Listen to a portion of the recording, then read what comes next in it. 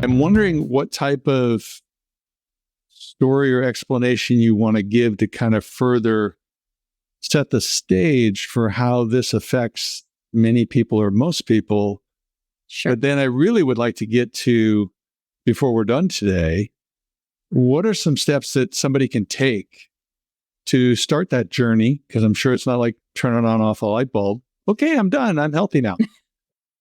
But to really try to be on a path of healing and to understand that, I'm going to have some days where I take 2 steps forward. I'm going to have some moments, not days, hopefully, moments where I'm going to take a step back, but it's still okay. I'm on a journey of healing. So where do you want to go, Chief?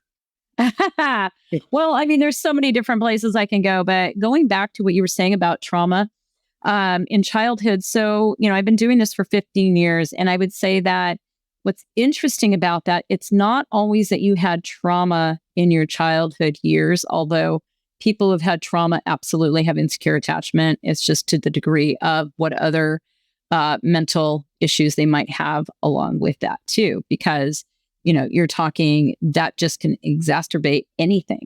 But when it comes to people who have had overprotective parents, they also can have insecure attachment issues. When you have, you have a parent who has their own issues. And so, sometimes they're loving and sometimes they're distant, right? So it's not necessarily trauma, but it's not, knowing that mom or dad is always available to you. And there's parents where they did everything, but there was like no emotional closeness whatsoever, right? Yeah. So this trains you that you have to do things to get love. You have to do things to get attention. You have to do things to be approved of. Performance-based love. Right. It is performance-based love. Absolutely.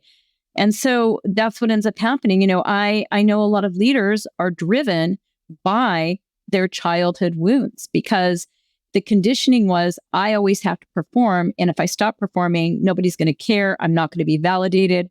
I may as well be nothing. Like your self-worth is dependent on everything external to you.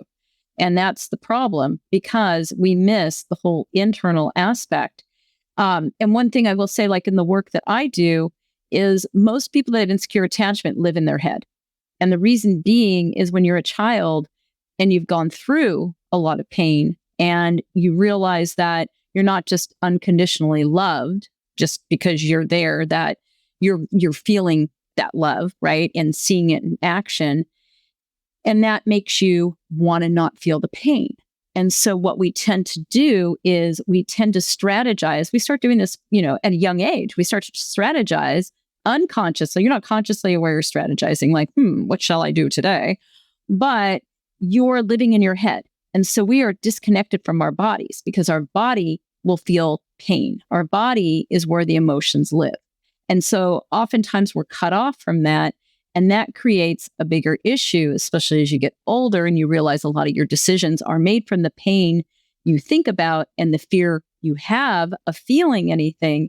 And therefore, a lot of your decisions reflect that.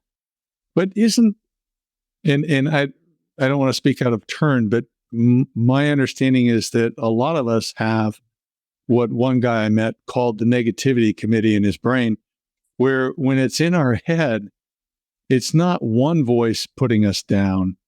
It's like a horde of demons, just beating us up. Particularly when we have that one step back, we make a mistake and we go into self-hatred and we go into, I'll never get this. I'm a loser. I'm whatever the messaging happens to be.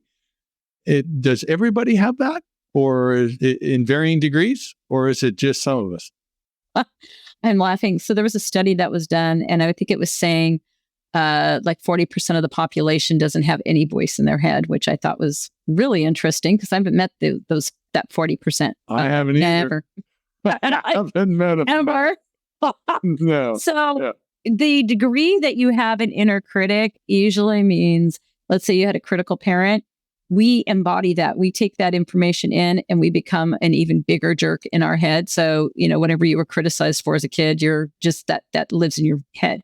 That's your ego. Your ego is always coming from fear. It's always trying to, control what you do. And unfortunately, when you listen to it, you tend to keep making the same kind of decisions over and over and over, which You might feel you're stuck at times. You might feel you keep running across the same circumstances.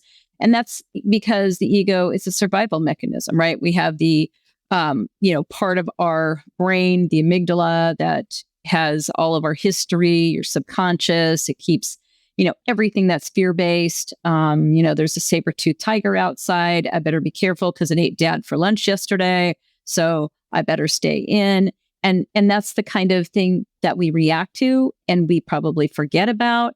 And then it gets in there, and your ego, when you're talking about that inner critic, that voice, it's reminding you of everything you need to be afraid of, how you need to be perfect or you're not going to have love or attention, or how you need to keep performing. Like it's like the worst coach you could have in your head, right? Like I'm thinking if you're a football team, like you have this voice, like you're doing a horrible job. You need to get back out there and, do whatever. But it's really keeping you very limited.